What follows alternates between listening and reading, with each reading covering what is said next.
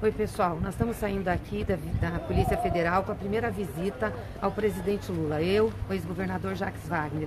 O presidente está muito preocupado com o Brasil. Acompanhe a nossa entrevista aqui que vocês vão saber o que o presidente nos falou. Está preocupado com o derretimento da economia, com o desemprego, com a vida das pessoas. E muito motivado, sabendo qual é o seu papel nessa realidade para enfrentar justamente as adversidades do povo brasileiro. Acompanhe a gente. E aí, tudo bom? Joia. Deixa eu te falar aqui rapidinho. Nenhuma calzinha da lavaria. Uma filha, carregador da 2 horas. Nenhuma. Vou só dar uma paradinha aqui que eles querem fazer uma foto de vocês aqui. Obrigado, senhor.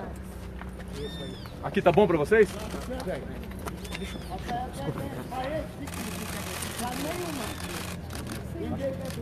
Oi, sim.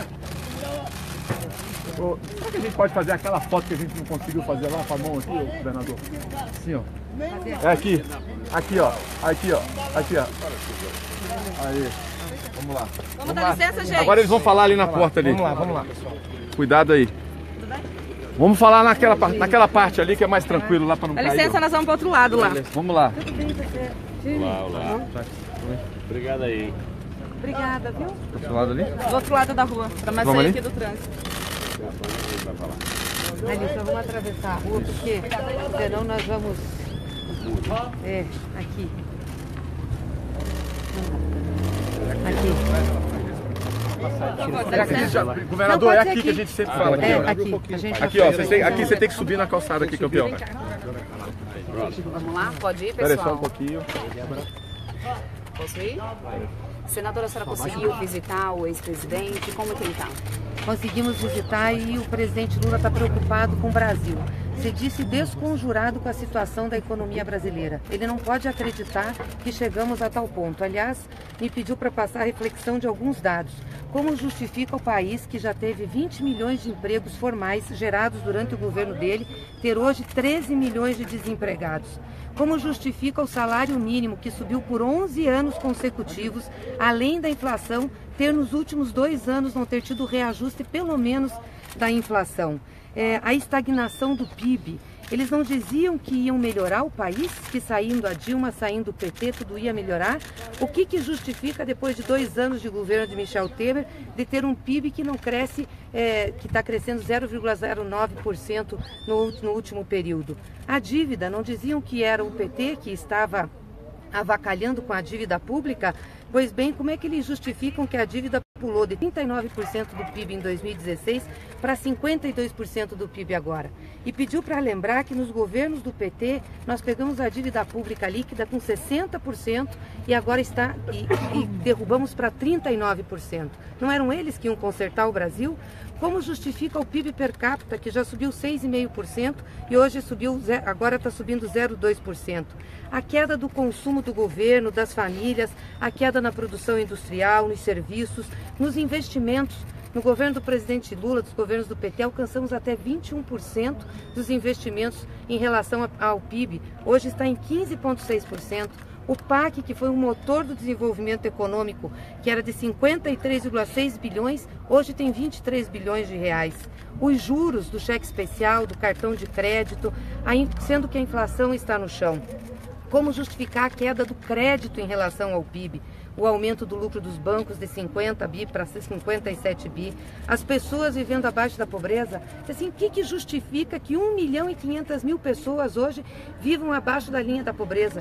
Sendo que nós tiramos em nosso governo milhões de pessoas, nós tínhamos 23,3 milhões de pessoas vivendo abaixo da linha da pobreza em 2003 e reduzimos para 9,8 em 2015. Como é que essas pessoas voltaram a ter pobres, a ter uma pobreza tão expressiva? E como diminui o Bolsa Família no momento desse, um corte de 1,4 bilhão e também um corte de 1.300.000 famílias? Então o presidente está muito preocupado com a situação brasileira. Nós não discutimos sobre o seu processo, sobre o enfrentamento que ele tem que fazer, ele diz que fica pensando no Brasil o tempo inteiro. E isso é um dos motivadores dele de ser candidato a presidente da República. Ele acha que pode voltar a reconstruir esse país, dar solução, assim como já deu quando foi presidente. Mas e como que ele está, assim, até em termos de condições do local que ele está, senadora? Porque tantas comissões vieram preocupadas aqui, querendo saber, querendo inspecionar o local. Como que é essa situação? O problema é que ele não devia estar onde ele está, né? Não se trata da condição de local. O presidente Lula é grande demais para estar preso. A liderança política desse país tinha que estar nas ruas. Quer dizer, um país que está vivendo uma situação dessas, que tirou o PT do governo, que tirou a Dilma, que encarcera o Lula, que gerou emprego, desenvolvimento, apresenta esses números da economia, esses números das pessoas. Quer dizer, nós estamos voltando a ter gente usando lenha e álcool para cozinhar, tendo que optar entre comprar comida e botijão de gás. É isso que revolta o presidente. Por isso ele não devia estar onde está. Não é nem questão de analisar o local que ele está. Ele não devia estar aí. Isso é a maior injustiça que está se cometendo com uma pessoa que fez tanto para o Brasil. Quanto tempo a senhora passou lá? Cerca de 40, 45 minutos, e depois o ex-governador Jacques Wagner também conversou com ele. Ele falou um pouco sobre o dia a dia dele, sobre o que ele tem feito? Tem lido muito, tem procurado se informar, tem feito análises do que ele fez enquanto presidente, o que pode fazer agora, dizendo que nós temos proposta, ele tem proposta e a gente sabe disso para tirar o Brasil da crise. Pediu para manifestar solidariedade também às famílias do edifício que desabou em São Paulo. Ele ficou muito preocupado com isso. Pediu para que a gente fizesse uma avaliação das nossas políticas habitacionais. Assim, o PT sempre teve políticas habitacionais, nos nossos governos implementamos. Pediu para a gente reunir um grupo, até mencionou o Jorge Hereda, Raquel Ronick, a Emília Maricato, a Miriam Belchior. Disse assim, olha, reúna esse pessoal, vamos discutir o que está acontecendo na habitação brasileira, por que a gente está tendo retrocessos e esses problemas, vamos fazer a proposta para o nosso plano de governo. Ele está muito antenado com o que está acontecendo no Brasil e muito preocupado. Como que foi a negociação? Oi? Como que foi a negociação para conseguir realizar a visita, senadora? Na realidade, nós tínhamos dificuldade de estabelecer outro dia. Ele anuiu que podia dividir com os familiares e aí apresentou-se uma proposta de ter pelo menos 1 hora por quinta-feira, sendo 2 pessoas para visitá-lo. Então, nós vamos fazer uma relação, submeter, né, aos advogados, a ele também, porque tem muitos pedidos de visita. Mas precisou partir dele, da defesa, então, a negociação? Precisou partir. O que eu lamento muito é a gente ter que dividir com a família, né? Sendo que a gente poderia ter um outro horário para visitar. Mas essa 2 pessoas, incluindo a família? Não, a família visita na parte da manhã e um período à tarde. Mas essa visita, ela já faz parte da negociação feita ontem entre já a Polícia faz parte Federal. da negociação. Então não teve autorização judicial, foi uma conversa entre a juíza autorizou a Polícia Federal a negociar um horário conosco, com a defesa, para que a gente pudesse visitá-lo. Tá. E já tem os nomes das próximas 2 pessoas que vêm? Não, ainda não. Nós estamos vendo ainda como que nós vamos fazer. Ex-governador, vocês escreveram juntos? Sim. Ele foi lembrando que ele está estudando, ele está lendo, ele está vendo a situação. O presidente sempre é muito bem preparado. Ele disse assim, eu tenho que falar sobre isso. Vamos anotar aqui as coisas para você dizer para o Brasil o que eu estou sentindo aqui. E ele disse essa palavra, estou desconjurado com a situação da economia brasileira. Mas a senhora que já conhece tanto a amiga particular dele, como é que a senhora avalia o estado do ex-presidente Lula? O presidente Lula é um homem muito forte, muito determinado. Ele sabe o papel que ele cumpre, por isso ele vai enfrentar essa em nome do povo brasileiro. E o senhor ex-governador, como é que o senhor avalia o estado do ex-presidente Lula nessa visita? Olha, eu encontrei ele, como já foi dito aqui pela presidente Gleice, um homem extremamente indignado, injuriado com a injustiça cometida, não se conforma que esteja condenado sem prova, continua pedindo que alguém mostre as provas, depois inclusive das fotos que os sem-teto tiraram do apartamento. Eu creio que a tese ficou mais desmontada ainda, não tem elevador, não tem imóvel de luxo, não tem nada. Tem algumas notas fiscais, que eu não vou levantar lebre sobre elas, mas que não indicam aquilo que a acusação tem insistido. Talvez por isso tenha sido negada a vistoria do apartamento por tantas vezes. Então ele é basicamente um homem indignado com a injustiça, porque o senso de justiça dele é uma questão que ele carrega a vida inteira, inspirado muito na figura da mãe dele, Dona Lindu, que é a questão da justiça e do respeito ao próximo, e ao mesmo tempo extremamente preocupado, como a Gleice falou, em relação à situação brasileira. Quer dizer, ele é um apaixonado por gente. O Lula não é um homem apaixonado por patrimônio. Ele é apaixonado pela obra política e social que ele conseguiu fazer depois que chegou à presidência da República. Então, ver gente voltar a ter índice de desemprego lá em cima, voltar a discrepância social no Brasil, o Brasil eventualmente voltar ao mapa da fome da FAO, isso machuca profundamente, porque foram 12, 13 anos de trabalho para a gente dar um salto que o mundo inteiro reconhece. Então ele está extremamente indignado com a injustiça contra ele, extremamente preocupado e solidário a tudo que o povo brasileiro está sofrendo e muito determinado. Como eu tenho dito, aqui no PT, pelo menos no PT, não tem plano A, nem B, nem C, nem X, nem Y, nem Z. Nós vamos com ele até o final de linha. O final de linha espero que seja dia 7 de outubro, com ele sendo candidato, e aí a decisão vai ser do povo brasileiro, mas nós vamos com ele até o final. Não adianta, as pessoas ficam preocupadas, perguntando, mas não vai pensar, pelo menos eu pessoalmente, não penso em outra coisa a não ser ajudar nessa caminhada de provar a inocência dele. E o que a Gleice falou, simbolicamente anteontem, no 1º de maio, uma pessoa me falou, é estranho, porque na verdade a esperança dos brasileiros está enjaulada num quarto aqui da Polícia Federal, porque no fundo não sobra, cadê os outros candidatos? Aqueles que nos atacaram tanto estão apresentando quem que tem o respeito do povo brasileiro, o que simboliza e significa esperança, que as pessoas vivem de esperança e prosperidade. A esperança e prosperidade está ali no 4º andar desse prédio. Eu espero que saia para realizar realmente o que ele tem de sonho. Qual foi a reação dele quando ele chegou a ver vocês? Foram os primeiros a conseguir visitar, além de família, né, além dos advogados. Qual foi a reação dele assim que foi separado, aí eu não sei, porque a primeira... Conta o senhor então primeiro, depois... Não, eu sou amigo do Lula há 40 anos. Eu conheci o Lula em 1978 na Bahia, eu estava começando minha vida sindical e ele já era um líder sindical importante, foi para a Bahia para fazer uma palestra. Foi uma coisa muito marcante que quando ele estava lá num dia de sábado, a Marisa ligou dizendo que o Sandro tinha acabado de nascer, porque antecipou o parto, então ele nem viu o Sandro nascer porque estava lá na Bahia. Então a gente tem uma amizade de família muito grande, pessoal inclusive.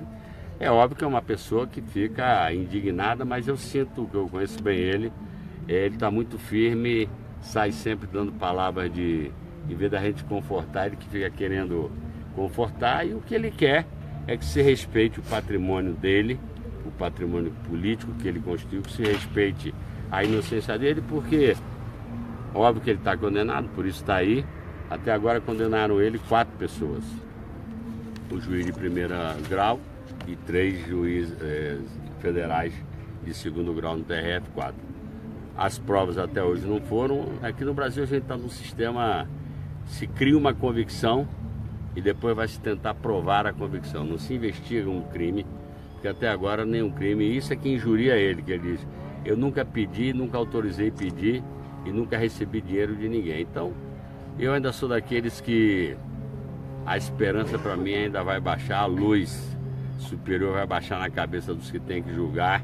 E eu espero vir aqui recebê-lo do lado de fora, ou se ele for para outro lugar, recebê-lo nas ruas, porque ele tem uma missão muito grande para cumprir em defesa do Brasil. Vocês chegaram a conversar sobre a questão do Ciro Gomes e a sua fala em relação do Ciro e a sua fala em relação a isso? Ele me conhece muito, ele sabe que desde a primeira hora eu já disse que eu vou com ele até o final de linha. Agora, se acontecer da interdição dele, aí é o momento a gente vai discutir lá na frente. Por enquanto, não, nem ele discute isso aqui. Ele não fala sobre isso. Ciro não é pauta do PT, nem da conversa. Olha, eu já tinha vindo visitá-lo com a comissão do Senado de Direitos Humanos. Claro que foi uma situação diferente, mas sempre de muita felicidade quando ele nos vê, né? Fica alegre. E eu acho que particularmente hoje, tanto com a minha presença como a do Jacques, pelo fato de a gente falar um pouquinho da política, do país, do que está acontecendo, e ele poder externar também isso e pedir para passar isso ao país. Quer dizer, que mesmo ele estando, como disse o governador Jacques Wagner, né, aqui no 4º andar da Polícia Federal, ele está pensando no povo brasileiro, que é o que motiva a continuar na luta e continuar enfrentando isso. Obrigada, senhora. Qual foi a palavra mesmo que ele falou, que a senhora disse que ele usou? Desconjurado. Desconjurado. Ele está desconjurado. Tudo bem? Tudo bem. Ele falou alguma coisa do acampamento? Não, aí Sim, pediu para mandar um abraço, eu disse que eu ia sair aqui, ia no acampamento, ele disse, não, vamos lá, vai lá, peça para o pessoal manda um abraço para o pessoal. Eu tô sempre ouvindo, a gente ouve de lá enquanto está lá conversando com ele. Isso tem me dado força, tem me ajudado bastante. Eu acho que a gente podia passar lá só para dar um oi pro pessoal, né? Já falando com todo mundo aqui, mas dar um oi. Vamos esperar só o Jacques, que aí ele vai, a gente continua falando. Olha, pessoal, muito legal. O presidente Lula está nesse pique, no pique antenado com a situação do Brasil. Ele não desliga nem um pouco dessa situação. Ele sabe o que está acontecendo na vida das pessoas, ele sabe do desemprego, ele sabe dos problemas da economia e, mais do que isso, ele sabe como resolver. Ele já resolveu esse problema, então isso o motiva muito. Não tem jeito de contar.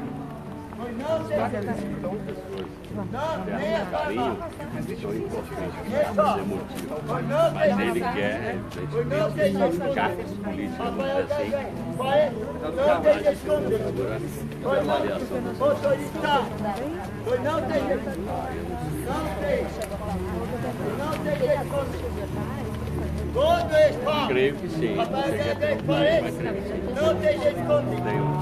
Mas só pega no canal, hein? Não tem jeito de contar. Claro, no quarto dele. Mas não pode. Rafael ganha. Esse é um momento importante para recuperar aí as energias e as esperanças. Depois de uma conversa com o presidente é sempre muito inspirador, né? Não, com certeza. E ver que ele continua focado, né, no Brasil, no povo brasileiro, nas soluções, continua determinado a enfrentar isso tudo para poder trazer soluções para o Brasil. Isso é muito bom para nós e muito estimulante. Senadora, como é que ele está se informando? Ele assiste os telejornais? Como é? Ele assiste um pouco, mas ele sempre recebe informações da imprensa. A gente também manda dados para ele do acompanhamento atual. Ele tem todos os dados do governo dele na cabeça, é impressionante, né? Tem essa documentação, está acompanhando assim com muito cuidado todas as informações que constituem aí base para o plano de governo, quer saber como está. Ficou muito feliz de que a primeira pauta aqui em Curitiba sobre o plano fosse a questão de distribuição de renda e geração de emprego e pediu para que a gente olhasse essa questão da habitação. Maravilha, obrigada.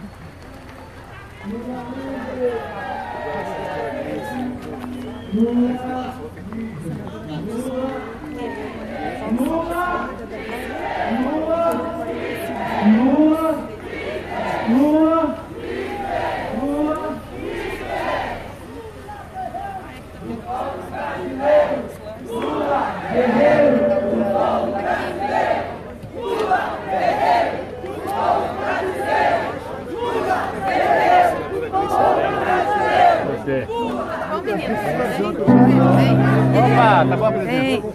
Pois é, né? Vou tocar uma música que se chama Gilda. Quem aqui é de Curitiba, aqui, capital? Levanta a mão, grita, sei lá, pra eu saber. É engraçado, né? Na época que o presidente Lula falou de República de Curitiba, teve um vereador imbecil aqui da cidade que quis transformar o nome do tradicional bairro de Santa Cândida em República. Eu acho que esse bairro vai ser conhecido à luz da história como Resistência, não como República.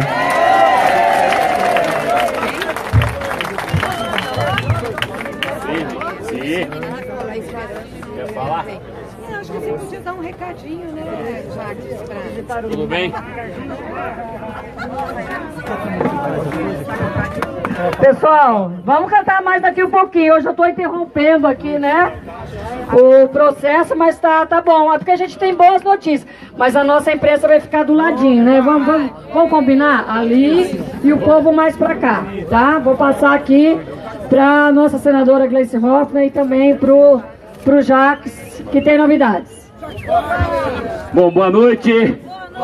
Boa noite. Lula livre! Bom, então, eu e a Gleice acabamos de fazer uma visita rápida. A gente gostaria de mais, mas foi a combinação com a juíza e com a superintendência da Polícia Federal. Então eu queria primeiro trazer para vocês a notícia de que ele, dentro da situação que está firme, está bem, agradece a vigília de todos vocês e agradece todas as manifestações que têm sido feitas em todo o Brasil e que chegam a ele através de e-mail, de cartas, de várias formas que chegam aqui. Ele está firme, determinado, evidentemente super indignado, continua insistindo que quer que alguém mostre alguma prova que justifique a esperança do Brasil, porque o Lula, na verdade, é a esperança do Brasil de futuro, trancado num quarto da Polícia Federal. E ele está indignado porque sabe da sua inocência e não se conforma, principalmente depois que os sem-teto tiraram as fotos daquele apartamento, onde nada daquilo que se dizia, e talvez por isso não se permitiu a perícia da defesa do presidente Lula, acaba desmontando mais ainda a artificialidade da condenação dele. Mas o que eu acho incrível, e a Gleice pode também falar disso, é que ele, dentro da indignação, evidentemente preocupado com a família dele, com os filhos, que graças a Deus também tiveram com ele hoje o dia inteiro, ele está preocupado e solidário ao povo brasileiro, pelos milhões de desempregados a mais que estão no Brasil depois do golpe, do baixo crescimento, de todas essas mazelas do corte do Bolsa Família, do Minha Casa Minha Vida. Então, mesmo ali, ele tem lido muito livros, artigos, documentos e continua com foco naquilo que ele mais ama, que é o povo brasileiro e o nosso Brasil, preocupado em sair, vir para as ruas, fazer campanha, sentar na cadeira de presidente e botar o país no caminho da prosperidade e da esperança. É uma coisa meio absurda, porque é o que eu acabei de dizer, nós estamos vivendo um momento duríssimo no Brasil, na economia, nas instituições, e a esperança do Brasil, em vez de estar aqui na rua discutindo soluções para o país, está trancado num quarto da Polícia Federal. Mas eu sou um homem de fé e acredito que a luz vai ter que baixar em alguma hora, em alguma instância do judiciário brasileiro, para que o Lula possa vir para a rua e abraçar tantos milhões que querem abraçá-lo e voltar a devolver a esperança ao povo brasileiro. E eu quero só reafirmar aqui, para que não haja intriga, que conversando com ele a gente sai de lá de novo dizendo: nós do PT não temos plano nem A, nem B, nem C, nem X, nem Y, nem Z. Nosso plano é LL, Lula livre, Lula candidato, Lula presidente. Um abraço! Lula livre, Lula livre, Lula livre, Lula livre, Lula livre, Lula livre. Boa noite, pessoal. Cumprimentar cada uma de vocês que estão aqui, que não arredam peça, a gente é corajosa e valente, viu, Jacques Wagner? Desde o início que o presidente foi trazido para cá, a gente tem gente aqui fazendo a vigília. Temos os artistas que vêm aqui contribuir, pessoal que vem debater, os movimentos sociais. Hoje a discussão de uma mesa do plano de governo, né, Renato? Quero agradecer você, ao Márcio Postman, ao Dr. Roberto Amaral, que está aqui. Muito legal a presença de vocês e discutindo um tema que é fundamental para o Brasil hoje, que é a geração de emprego e renda. Aliás, a primeira coisa que eu perguntei para o presidente é como o senhor está? Ele disse assim, preocupadíssimo com o Brasil. Estou desconjurado, foi a palavra que ele usou, desconjurado com o que está acontecendo na economia do país. Ele disse, pega uma caneta aí, vamos fazer uma avaliação do que está acontecendo para você dizer para o povo. Ele disse, eu não me conformo, depois de nós termos gerado quase 20 milhões de empregos formais no Brasil, hoje nós temos 13 milhões de desempregados. Não me conformo depois de nós termos 11 anos consecutivos de aumento real do salário mínimo, acima da inflação. Os últimos 2 anos nós não temos tido nem a reposição da inflação. Não me conformo com a estagnação do PIB. Não era essa gente que ia dizer que o Brasil ia crescer, que iam tirar o Brasil da crise, que iam arrumar as contas nacionais? Como é que eles explicam que a dívida pública, que em 2015 era de 2016 era de 39% do PIB, agora está em 52%? E eles dizem que nós é que fomos perdulários, nós é que fomos irresponsáveis fiscalmente. Lembre a eles que quando nós pegamos esse país, a dívida era de 60% do PIB e nós entregamos em 39%. Eu não me conformo do PIB per capita do Brasil, que cresceu em nossos governos até 6,5% do PIB, agora não chegue a 0,2%. Não me conformo com a queda do consumo das famílias, do governo, com a queda da produção industrial, com a queda dos serviços, com a queda dos investimentos. Não tem como recuperar esse país com uma taxa de investimento de 15,6% do PIB. E se nós levamos essa taxa de investimento para 21%, e o PAC, que foi o motor do desenvolvimento econômico do Brasil, que estava em 53,6 bilhões no último ano do nosso governo, agora está em 22,9 bilhões. Como é que essa gente pensa que pode recuperar a economia? Não vai recuperar a economia nunca. Os juros do cartão de crédito, do cheque especial, sendo que a inflação está no chão, como é que eles justificam essa taxa de juro?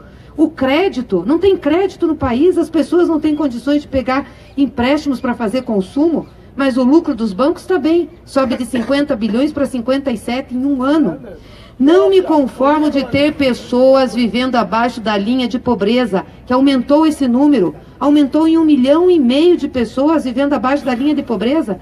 Aí ele lembrou e disse assim, lembra quando nós pegamos o governo? Eram 23.300.000 pessoas que viviam embaixo da linha de pobreza.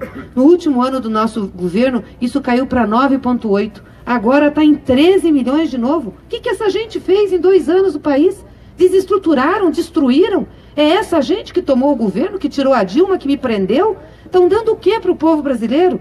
E ainda cortam do Bolsa Família 1 bilhão e 400 milhões.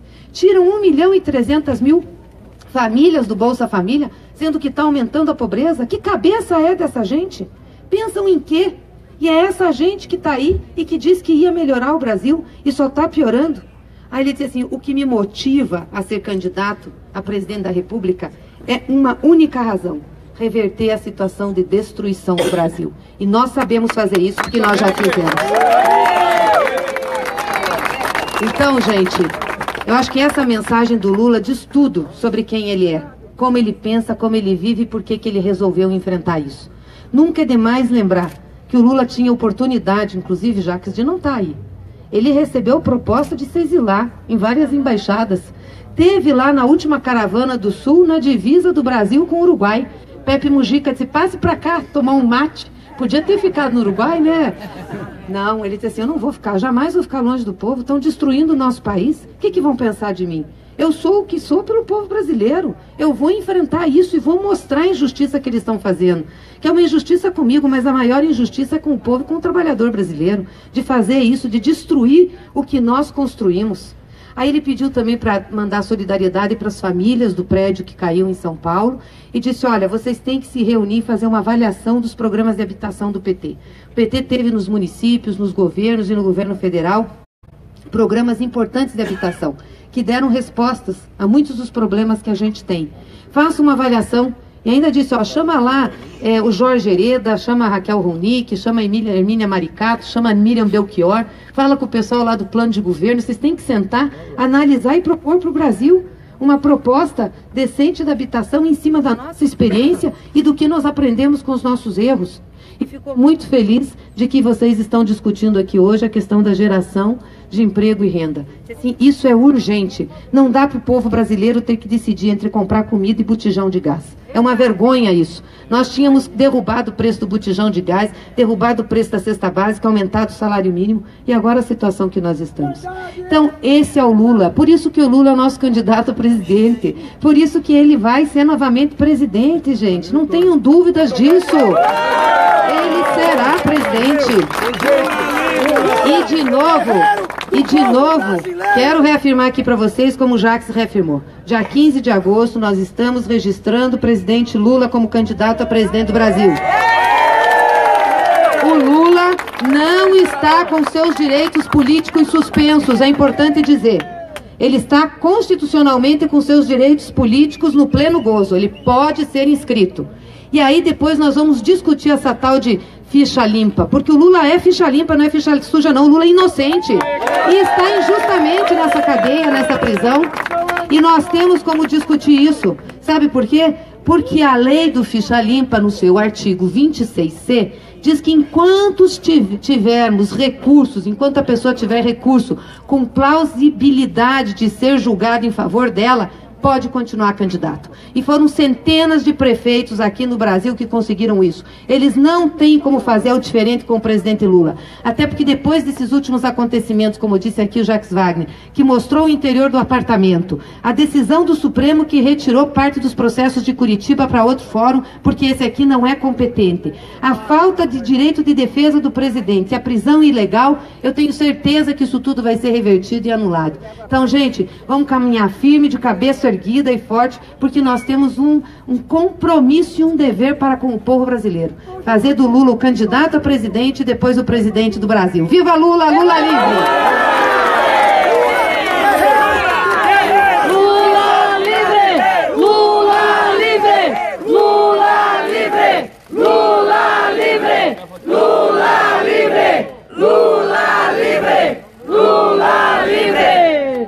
Que bom, né? Essas notícias, boas notícias do nosso presidente aqui na vigília Lula livre. A gente quer imensamente agradecer. A Gleice está dia e noite e dia. O boa noite é às 19. Nós vamos fazer o boa noite. A Gleice vai descansar e nós vamos continuar com música, vai viajar e nós vamos continuar com música aqui, com muita animação depois dessas notícias, com muita vibração. É isso aí, pessoal. Lula livre! Lula livre!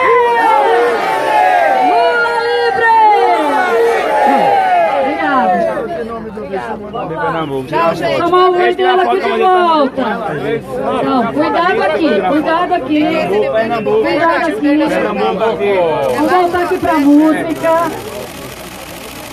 Deixa aí o pessoal tirar umas fotos, vamos voltar aqui pra música. Quem viu a nossa cadeira? Tá aqui a cadeira, já vai. Vamos retomar aqui. Tá bonito. Vamos voltar com o boi dela aqui. Tá tudo bem, meu? Tranquilo, cuidado com o fio. Segura. Vamos tirar aí mais fotos e fotos, mas eu vou cantando. Gostaram da mensagem do Lula, gente? É isso aí. Lula livre, vamos lá. Vamos continuar aqui, vai. Você não tinha te falado. Dá licença aqui, Sam. Posso tirar uma foto aqui lá do Rio Grande do Sul? Quem que vai tirar a foto? Ô, Gleice, aqui ó, com a placa ali da agricultura. Vamos com a placa da agricultura. Eu vou te dar a foto. Abraço, companheira. Aí, companheira. Vai lá, gente. Quer sair, sai na foto pra trás. Ah, Jacques, Lula livre, gente. Obrigado, Gleice. Tamo junto. Tchau. Agricultura, vambora, galera! Lula livre! Valeu! Lula livre!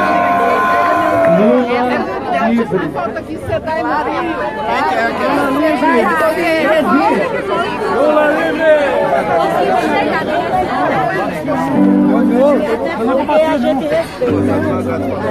Obrigada pela atenção. Você dá e você recebeu a gente. Pessoal, vamos sentar aqui para poder continuar. Escutaram até meu copinho d'água. Depois você passa. Vai tirar a foto. Vai lá tirar a foto lá. Eles estão se sicilianos. Sim, mas vem cá. Vamos fazer mais um. Fez um pouquinho, Fé. Já toquei a vai, sai não, Fé, porque tá tirando, Fé. Deus abençoe. Peraí, deixa eu virar a foto. Eu vou dar minha página no Facebook. WOIDELLO, Voidelo, tá? É difícil. Show!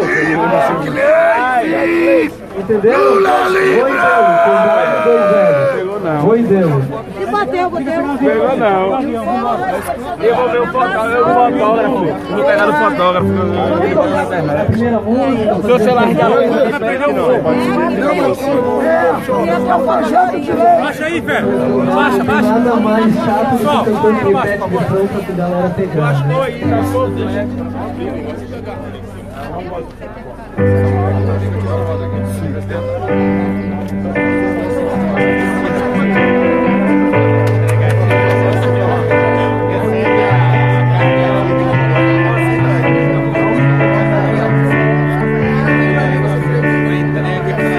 Falou que nunca teve uma foto contigo, Brisa. Ele quer uma foto com você.